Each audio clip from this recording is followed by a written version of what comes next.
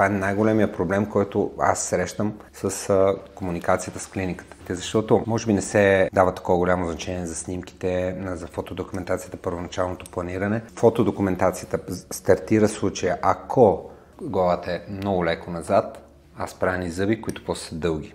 Защото аз ги виждам така в усмивка. Когато главата е надолу, аз правя къси зъби.